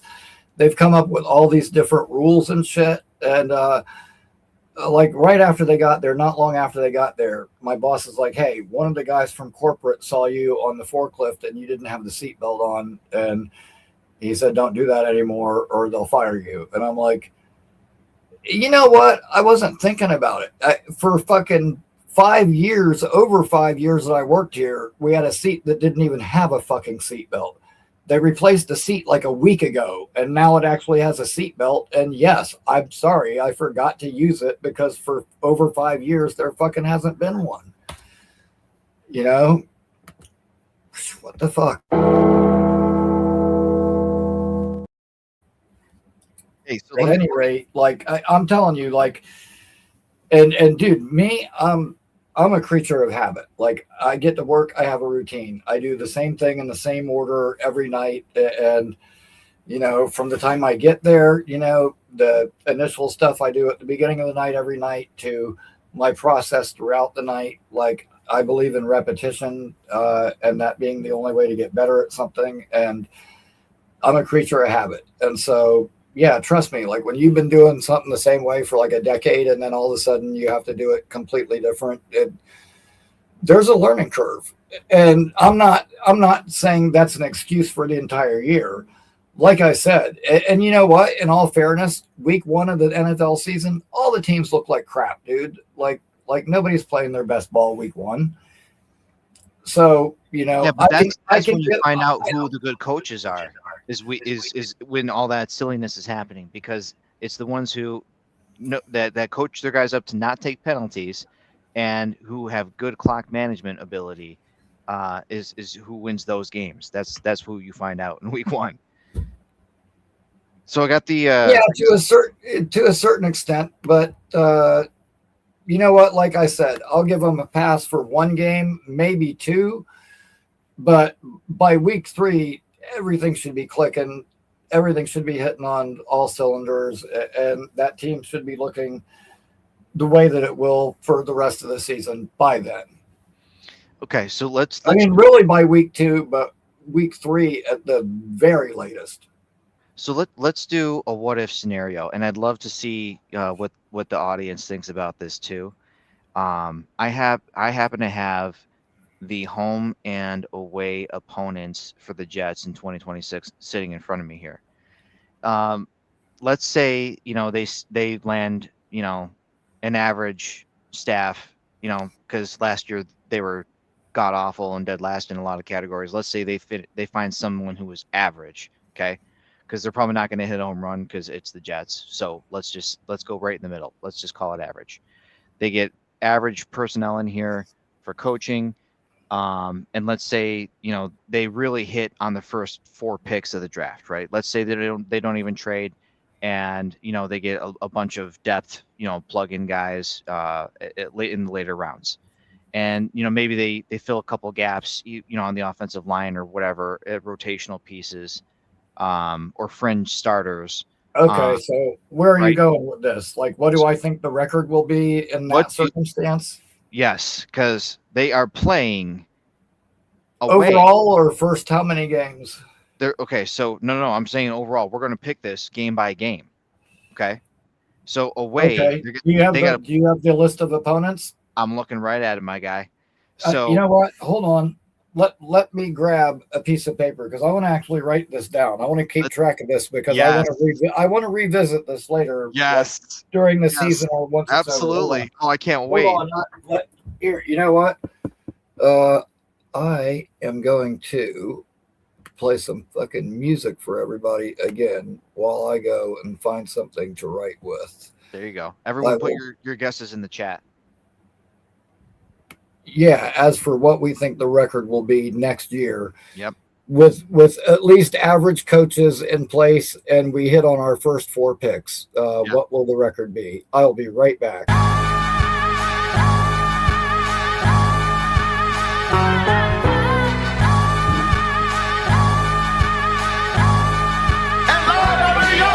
There's a brand new show that you can stream, dropping that knowledge like a guillotine. You about to score big like a touchdown drive, because Rickie New York is about to go live. So subscribe now and do not settle. We taking YouTube content to a whole new level. We got the best roster at every position. These are the brand new Jets. So please stop your bitching. If negativity's a problem, we got the solution. It's called the next step in just fan evolution. Football is back. You better brace for collision, because Rickie New York Live's gonna smoke the competition. It's time for some action. Someone hit the lights, cause it's about the fans of the green and white. Opinions that are stronger than a mountain of steel, and a mouth that's faster than hell on wheels. Yo, a war of words, no one will survive. A war of words, no one will survive. A war of words, no one will survive. Going up against Rickie New York Live. A war of words, no one will survive. A war of words, no one will survive.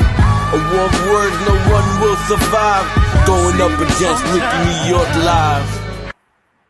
Dude, that is fucking dope. Yeah, Blitz BK, fucking awesome. He did such a good job with that, and I feel bad because initially, like, ordinarily you would write a beat and then you would write the lyrics to go over it to fit the beat. In this instance, I had written like a bunch of lyrics and was thinking more like the way I would write a rock and roll song, and sent the idea over to him, and he had to kind of take it and make the beat fit the words that I had. And he had to write a couple of things, you know, change them a little bit here and there to get it to fit properly. But he did a fucking awesome job. It came out so fucking good. So you know what, that just shows you how good he really is, because that was probably a tough scenario for him to have to write a beat under those circumstances and not what he's used to, but he still pulled it off and it came out fucking killer. So no, I completely agree. What was that last comment? Like, what does that say? I'm Blitz is so good. yeah, it does, but Blitz is so good. Like NFL Blitz? No, BK Blitz. BK Blitz? Yeah, the guy that did the song that we were just listening to. Oh, okay. Yeah, sorry. I missed his name. Like, okay. All right, yeah. Anyways, yes. He's a chatter. He's one of us, and yeah, he's done the Nick Shine songs. He's done stuff on Jake's show, and he did that one for me. Nice. But, yeah, killer. All right, well, let's get to it, man. So I got the home and away schedule pulled up here. Which one you want to do first, or do you want to mix it up and make some fun with it? We'll do home first. All right, we'll do home first. All right. So at home, you got the division, obviously. So the Bills, the Pats, and the Dolphins. Keep in mind the Dolphins still have Tua turn the ball over, and they have not beaten him in his career. Well, we do in this instance. Okay. I'm gonna say we actually go 2 out of 3 on that one. 2 out of 3. Yep. I'm gonna say we beat Miami and the Bills at home. Jesus, Rickie. Oh my God. All right. You asked. I did ask. I'm already kicking myself for this. Okay, so you got Cleveland Browns and then the Raiders, which I think that's a very likely 2 wins if you're asking me. I mean, depending on the personnel, obviously, and competent coaching, you should win those games at home. Yeah, I would think so. Yeah. And then they have the Broncos, Green Bay, and Minnesota. See, that's a tough fucking stretch right there. Yeah, and to me, that's an offer.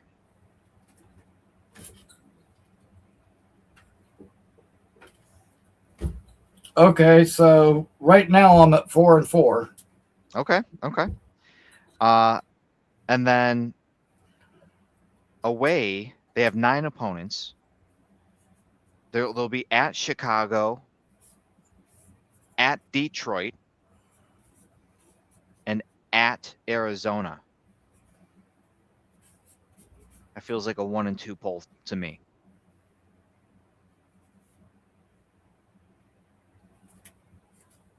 Probably. And then they've got at Kansas City, at LA. Which and one? The Chargers. Oh, yeah, because we're playing that division. All right. Yep. And then at Tennessee. That feels like another 1-2 poll.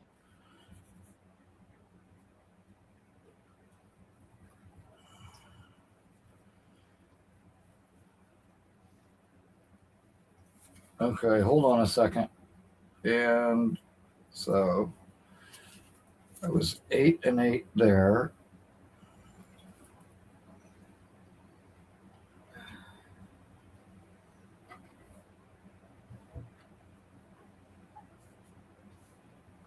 And oh, wait a minute. Okay, and then the division games too away. That's what I'm missing. So I'm if you want to take mine down too, man, I'm very comfortable with saying that I do not believe this team finishes with more than 6 wins. I really don't. And I mean, it would take a lot for that, to happen. Okay, so 1, 2, 3, 4, 5.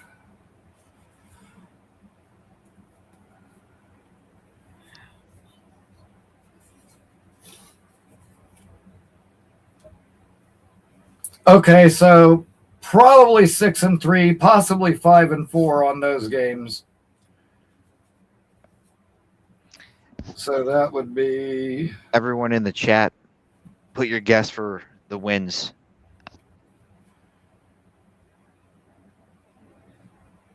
I just don't see more than 6, man. I just don't. Even if they have a good draft, because they have so many holes they still got to fill. There's no way they fill them all in one season. There's no way. Wait a minute. Something's fucking wrong here. My math is not coming out right at all. You're supposed to get 17 games, Rickie. 8 at home, 9 away. Oh, wait a minute. Hold on. I know what I fucked up. Hold on a second. So, okay, wait a minute. Yeah, okay, wait a minute. Yeah, so it was 4-4 at home. Fought and Mash says, sorry, Rickie. I say 1-8 start and done, AG. Nope. Yeah, so I've got 4-4 at home and 6-3 away. Makes you 10-7 at the end of the year. However, get the fuck out of here! You're crazy. Oh, however, I don't think it'll be quite that high. I don't think let's say we lose 2 of those games that I predicted us to win right there. Let's say we lose Buffalo at home and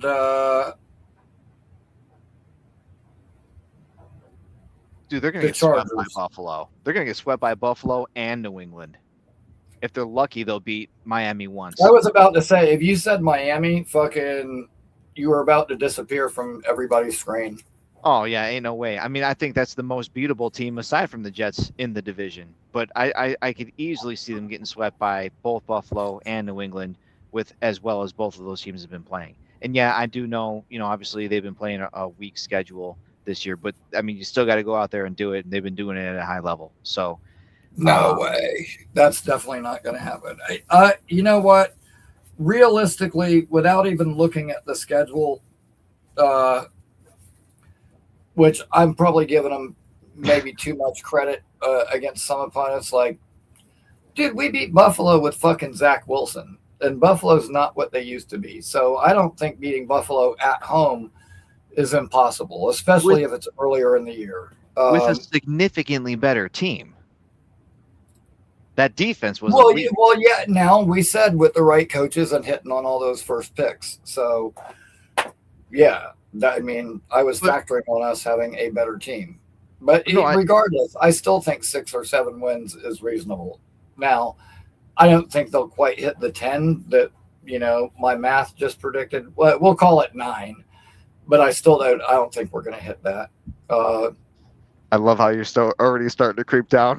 First, it Well, was no, I said 9. that. I said that earlier in the show before we ever did this exercise that I thought 6 or 7. Yeah. After looking at the schedule and going game by game, somehow I came up with 10. And I one of those I was being kind of crazy and going, okay, well, what if we beat somebody we're not supposed to and there's a fluke? And so I made the Chargers game a win. But let's say take that away. That's still 9, and that's probably still it feels high. Like looking at the schedule, that's what I came up with. But honestly, I think that's probably a little bit high. But you know what? After the year we had this year, you know what? I would be happy with 7, maybe 8 wins, especially if we were competitive week in and week out. And that's what I really want to see. I want to see significant improvement this year, and we have to win some games, and that's all there is to it. Yeah, no, I'm with you, man. But it's like, unless they do exactly that, where they're getting 7 or 8 wins and showing significant growth, and they got a quarterback of the future that they are seemingly developing, it doesn't look like it's going to bode well for AG. I mean, at the bare minimum, he's got to hit 6 wins. And even then, it's like, is that significant enough to keep around? Especially when it's like you got 3 first-round picks, and if you really want to, yeah, I think it is. You know what? If we go from 3 wins to 7, maybe 8 wins, and there's significant improvement, and you can see it, hell yeah, I think you keep him another year. And then, dude, I'm telling you, they should stick to my plan. The Willis Dobbs plan and my draft plan. And then the next year, A.D. Mitchell's contract is up. You get Jeremiah Smith. You can use those picks you've got to move up a little bit if you need to, but you get Jeremiah Smith. And you end up with Jeremiah Smith, Garrett Wilson, Romeo Dobbs. You could still have like a Deion Burks or somebody like that, or a Skylar Bell or Omar Cooper or some guy like that. Cam Coleman. You would have a real good wide receiver room. And next year, you could always use like a later pick and get Deuce Robinson and get us a big 6'6" guy that can move too, just as a red. Dude, I wanted him to come out so bad this year because that's probably why I said 250 earlier, because I was thinking of Tanner Koziel, the tight end from Houston, who's 6'7", 250. Dude, you know what? I just dreamed of having like a red zone package for our young quarterback that had Tanner Koziel and Deuce Robinson. Fucking 6'6" and 6'7". Like, dude, I'm telling you, like, you can't teach speed like Tyreek Hill and those guys, but the other thing you can't teach a guy to be 6'7", dude. Yeah. I'm telling you, I saw it with Johnny Wilson when he was at Florida State, but he couldn't move anything like Deuce. Like, he was real stiff looking when he ran because he was so tall. But dude, like, I'll tell you what, man, if that's what it gets you excited every single time. No, and I agree. But if that contested catch style is what gets you excited, man, you got to be watching Denzel Boston, man. Oh no, Denzel Boston's fucking awesome, and he catches everything. He reminds me a lot of Romeo Dobbs, who is also a Washington guy. I think he's significantly better, man. I think he's going to be that next Roma Dunze, that next Cortland Sutton, or that's what I said. He reminds me a lot of Rome. He really does, and he's really, really good.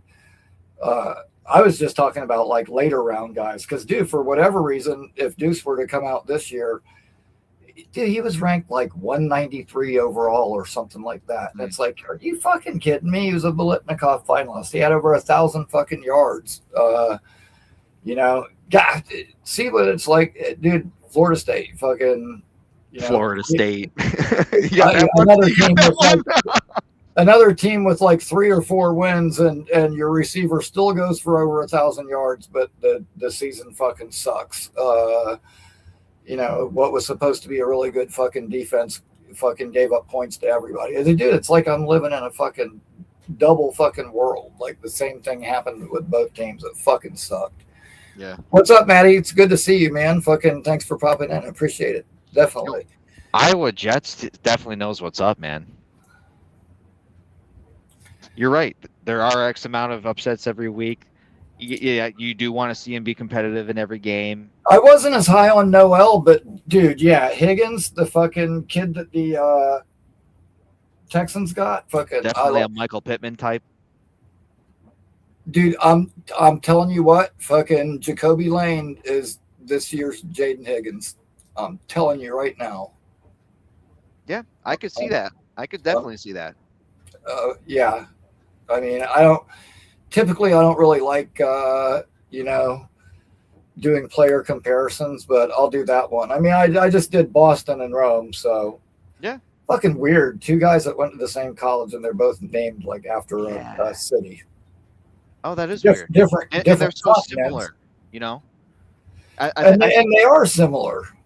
Well, I think Rome's definitely more nuanced, route runner, but I think they're both of that bigger, prototypical sort of number one the guy who, if you have that route tree under control and the hands, then you could really be dynamic, And I think that's what this kid could be, Odunze. Yep. Boston. I think he could really be, that next possibly Demaryius Thomas type of guy, dude. He's just a red zone machine. I think he had something like a 75% contested catch rate. Now, I will say the very few mocks that I did where I did take a receiver early for the Jets, it was him every single time. Every single time. Yeah. Yeah. Well, I mean, that's the thing. So it'd be too smart to overthink it and let one of those guys slip through your fingers at 16. I mean, you would really have to overthink it for that to happen. I mean, and then you got the 33rd and 44th or 46th pick somewhere in there. Now, let me say this. If for some reason the Jets don't go with my plan of bringing in Willis and Dobbs, or let's just say that, they get Willis but not Dobbs, or they don't make some kind of, decent, like good wide receiver addition in free agency, which guess what? It don't look good. The free agent group does not look good. Like Dobbs is definitely one of the best 2 or 3 wide receivers that's going to be on the market. There ain't no T. Higgins out there. There ain't no fucking Devontae Smith or there ain't any of those fucking guys out there. So you ain't fixing wide receiver in free agency, really. If you could get Dobbs, like I think he's the one guy that's a little bit bigger guy that's serviceable, that's decent, that you could call him a number 2 across from Garrett, or have him compete with Mitchell for it. And whichever one fucking wins out, one's your 2, one's your 3, whatever. You still got Mechie, you still got Isaiah Williams, or if you want to keep Mechie, you can. I don't know if they will or not. They might. If it's cheap, why not? But at any rate, remake that room. The reason I like adding Dobbs in free agency is so you don't have to worry about receiver in the draft and you can fill all those other holes. Like, because, dude, the linebackers in free agency really aren't that good. Everyone's like, oh, get Alex Anzalone. He was with Glenn in fucking Detroit. And he's a decent player. He's good. Like, I'm nothing against him, but his age – Glenn has said over and over again, it's a young man's game, and I just do not see them paying big bucks for a guy his age. I agree. I think Devin Lloyd would be far likelier, but the problem with that at that point is then you're giving up big linebacker money to a second linebacker instead of just drafting these young guys. Exactly, dude. That's one of the reasons I've been so bullish on getting one of those top 3 linebackers. But I mean, dude, you're not going to miss on a linebacker in this class. You're not. I mean, and I get that. Yeah, you would want. No, you can get one later. I mean, I want a really elite one because, dude, linebacker play, it really fucking killed us this year.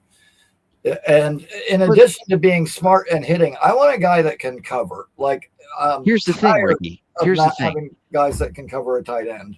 The off-ball linebacker is one of the more diminished positions. Like pass rushing linebackers, they get paid really big money.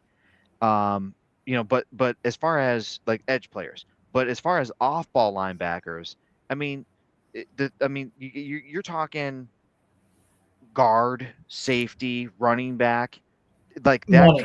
that kind of Yes. conversation. I mean, it's not nearly as important as it used to be. You need a great front four Listen, and a great back four in order to win. listen, in a perfect world, we get Styles or Allen or Hill early, and then say at 103, Jacob Rodriguez is still there. We fucking trade fucking goddamn Sherwood and his albatross of a fucking contract away to somebody for like a third or fourth round fucking pick and fucking roll with 2 brand new linebackers all together. I mean, it's crazy to think because we did just pay him, but we did that with fucking Sauce. And you know what? If he doesn't fit the fucking system, I don't give a shit. Fucking ship his ass off too. I would not be. I mean, I think if we moved him to off ball, I think he would be better. I think it would be better for him and better for us because it would eliminate the thinking and the play calling and the lining people. Like it would take all that off his plate. He could just read and react. So I think that would be better, but it wouldn't hurt my feelings if they just got rid of him and redid that room altogether. But dude, that might be asking for a lot from one draft. I don't know. Honestly, I think you could really argue it either way. If in the event you got a lighter linebacker, that means that you're comfortable with keeping Sherwood at the mic because he's already got the belief of the locker room to make the play calls, whether or not they're running a defense that everyone knows. Because they trust him, then and they believe in him, stuff like that. Or you can get one of these bigger linebackers like Anthony Hill or Sonny Styles, who could be a true Mike, and then you don't necessarily need your Mike linebacker to be making those calls. You can make a transition over to that younger kid, maybe in a sophomore or junior year, right? Right. So for me, I love that idea. I really think like Anthony Hill could be this year's Jihad Campbell. I mean, I think that he is so fluid. I hope so. Now, I'll tell you what, I was really fucking super high on him. I was higher on him than I am any linebacker this year, dude. He was an absolute fucking beast. And at first, when I was doing mocks, I was getting him in like the early second round because, safeties and linebackers and running backs don't just really get valued very much. But then the closer we got to the draft, the more he started to creep up more and more and more. And I was like, damn. And by the time the draft got here, I really expected him to go in like that 18 to 22 range. And when he fell all the way to the bottom of the first round and then the Eagles snatched him up, I was like, motherfucker, that is just not fair.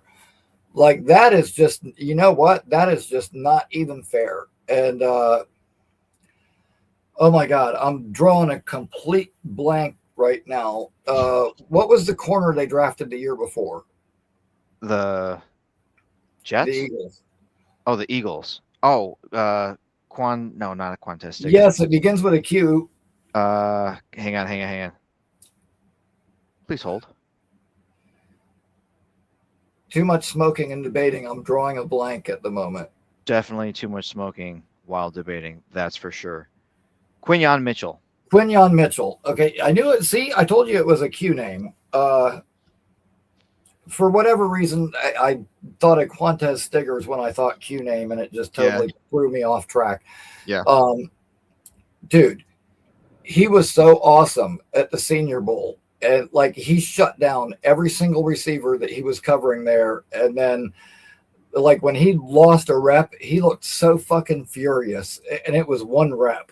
And that's like an Aaron Glenn guy. You want to talk about Aaron Glenn guys? Dude, that guy's attitude, and it's not like the same kind of like swagger like Sauce has, but dude, it's just like he's got like that just nasty, aggressive, physical fucking attitude, and he'll go toe to toe with you every fucking rep, and he's gonna fucking win it. Like, dude, I just love that kid's game, and so to see him, go to the Eagles, and then the next year they get Jihad Campbell, and it's like, they got those two big beasts, defensive tackles, they give everybody from Georgia.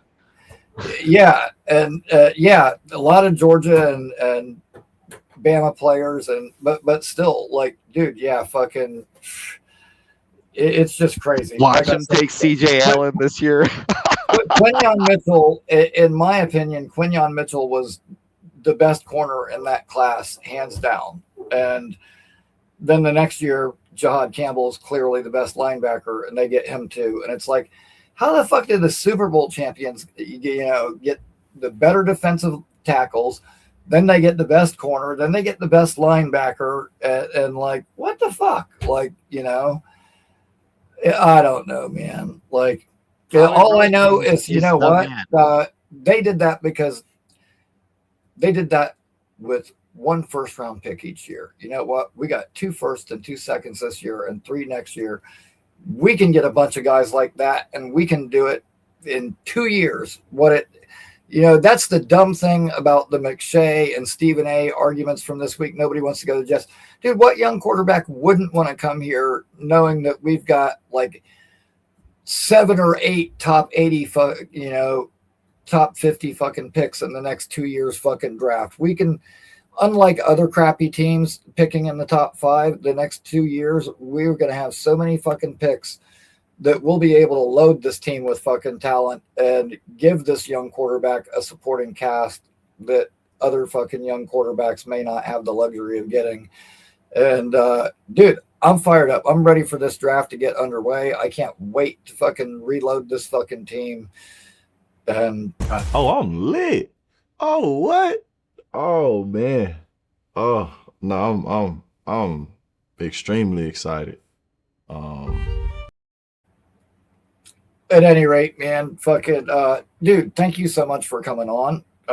You are now entered into our New Year's giveaway that we're going to decide at the end of the month. It'll be on Saturday the 31st, the last show of the month. We will announce the winner. But unlike other channels, it does not cost you a thing to get in on the giveaway. Nice. There's no super chats, no memberships, no nothing. All you got to do is call in, and the first caller each show this month automatically gets entered into our giveaway. That will be on the 31st. Zach, dude, good to see you. Appreciate you like always. I got some things going on here at home that I need to go and take care of. But always good to talk to you. Appreciate having you on. Have a good one. All right. And thank you to everybody who joined me tonight. I appreciate all you guys. Awesome show as always. If you have not, please subscribe to the channel. And while you're here, hit that fucking like button as hard as you can.